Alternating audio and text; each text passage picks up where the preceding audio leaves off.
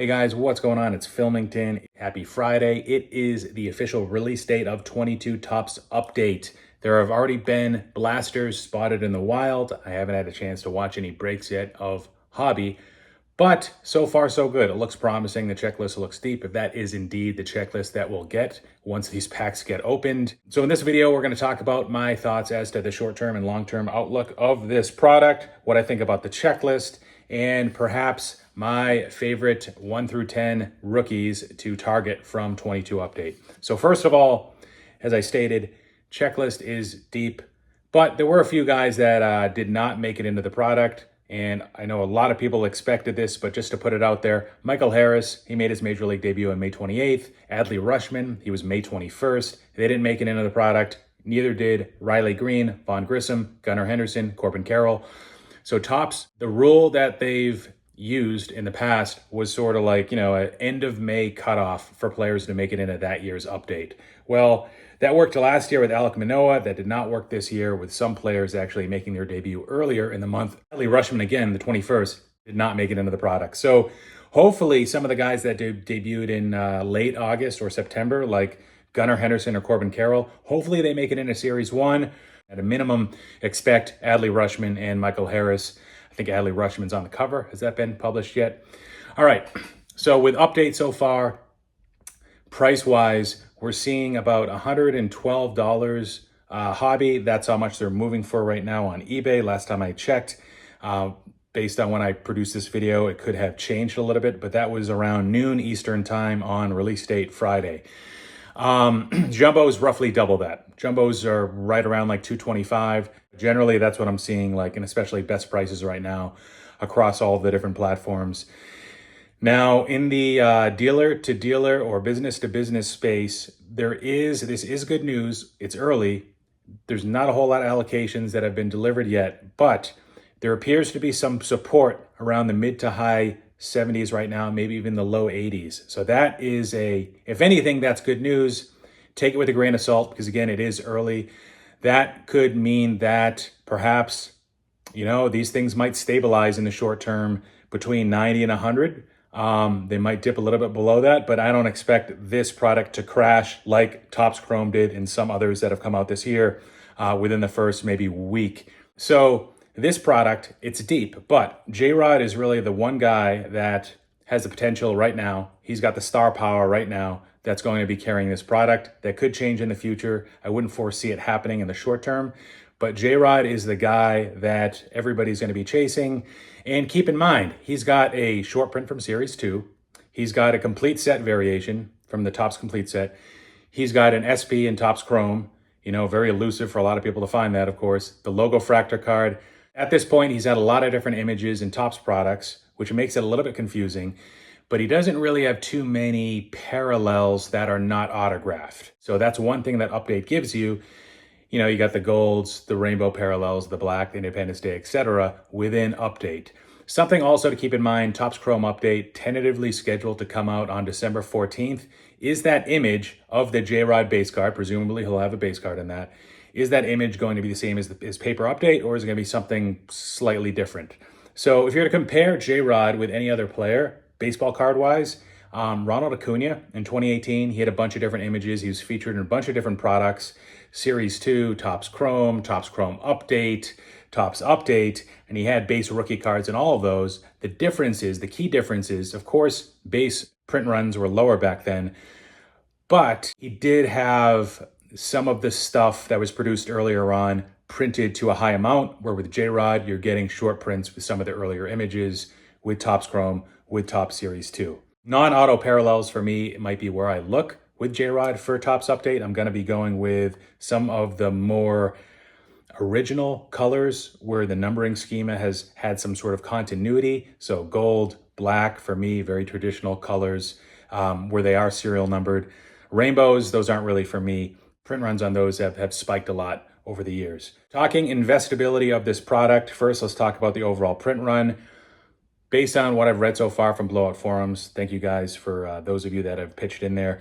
It's been printed less than the hobby boxes of Series 1 and Series 2 this year. So I say hobby boxes, but really if you take out the whole complete set aspect of Series 1 and Series 2, it looks like there are still fewer update base cards out there versus Series 1 and Series 2. Looking at some of those parallel odds, it seems to be 22 update seems to be on par with 21 update.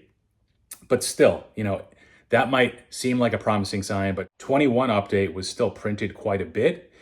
And based on gold, platinum, and some of the other parallel odds, it looks like 22 update was printed roughly 2 times 2019 Topps update. So you got 19 Topps update right now. Hobby boxes are selling for right around 120 bucks.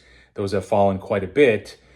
Now, 19 update didn't really have as much hype behind it. I know a lot of people saw it as a solid product, but out of the gate, people kind of considered it a bust. A year or two later, some people like it, some people don't. I wouldn't say that it carries the same it factor as 18 update per se. So another comparison for 22 update is 22 Series 1 hobby boxes. They're still selling for about 80 to 100 bucks. And 22 Series 2 hobby sells for between 85 to $100. So if you're to compare 22 update to 22 Series 2, again, we talked about how 22 update is probably printed a little bit lesser, at least based on hobby. With 22 Series 2, the big chases were the Julio SP, falling about one in every 5 cases I had heard from a hobby perspective. The home field advantage cards, a lot of people like those, as well as the ability to pull an autograph of J-Rod or Witt. And it's not just that, but also you've got Spencer Strider and O'Neal Cruz had base cards, parallels, and variations. Now, 22 update has home field advantage cards as well. Not only do they have just home field advantage cards, but they've got J-Rod, Witt, and some of the other rookies from this year. In addition to that, based on the checklist, there's also an ability to pull a J-Rod auto and a Witt auto. So you get that possibility again with update. And you've got J-Rod, instead of him being a super tough chase, you've got the ability to pull a base card of him and parallels of him and at least one image variation of him based on what I've seen, potentially an SSP. I haven't seen that yet though.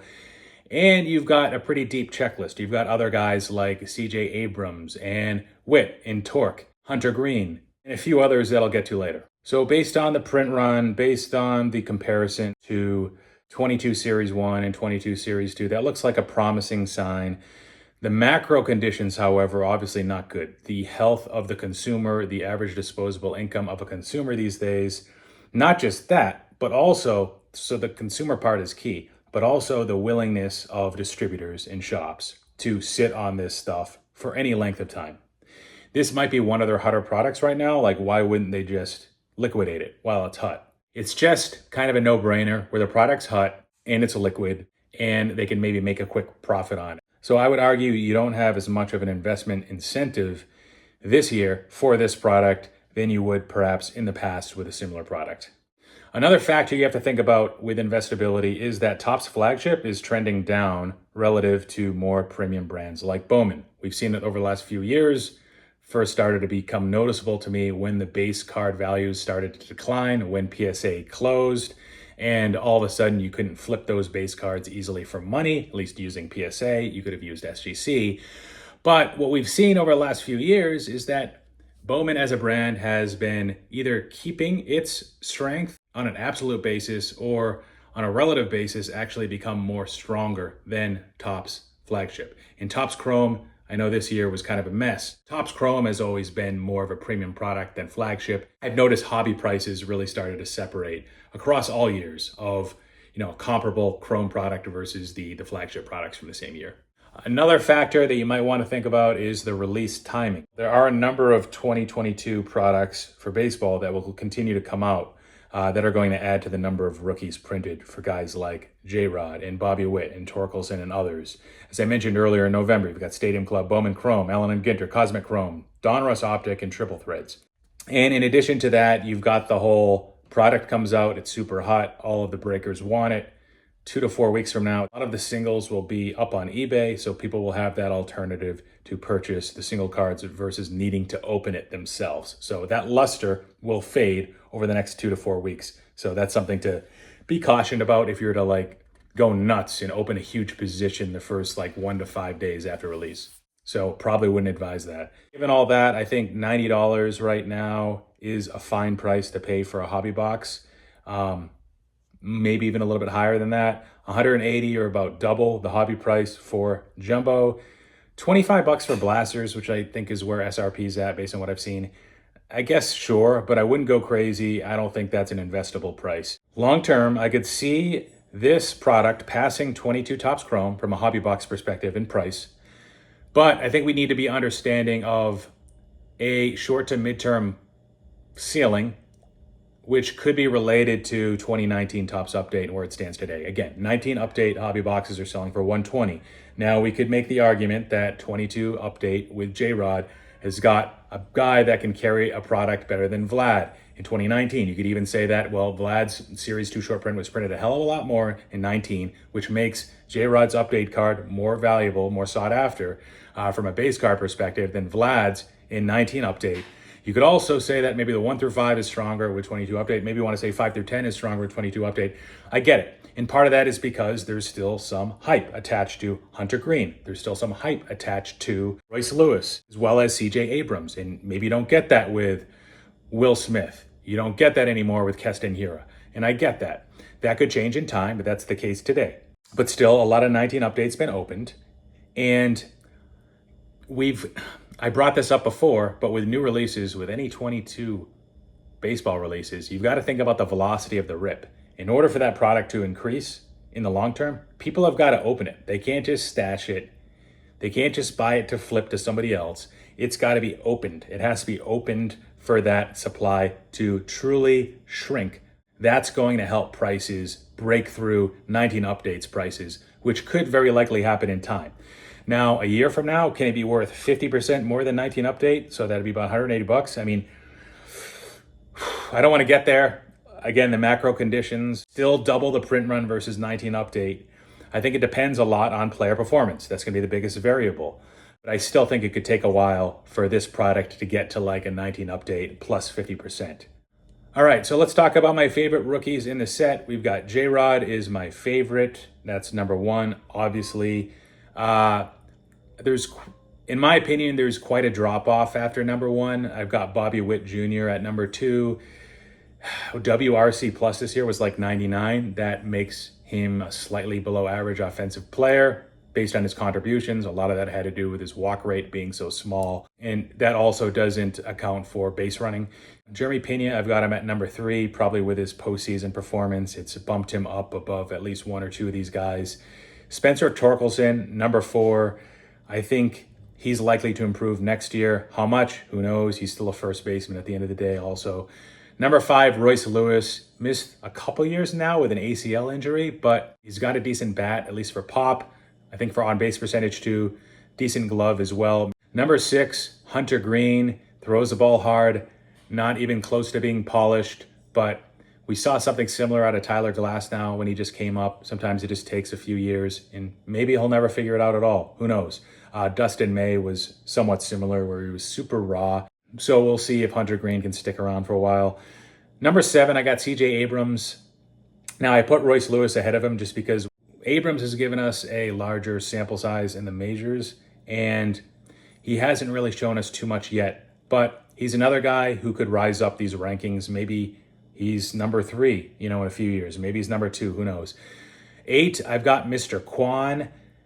A lot of people would have him in their top five. I think it's super cool that you've got somebody as collectible as him in this product, and he's in everybody's top 10, the back half of my top 10. He's going to sell for higher than some of these other guys. I just don't know if he bodes well as like a strong hobby appeal sort of candidate because of his lack of power. But he had a really great rookie season. Let's see what his sophomore campaign looks like.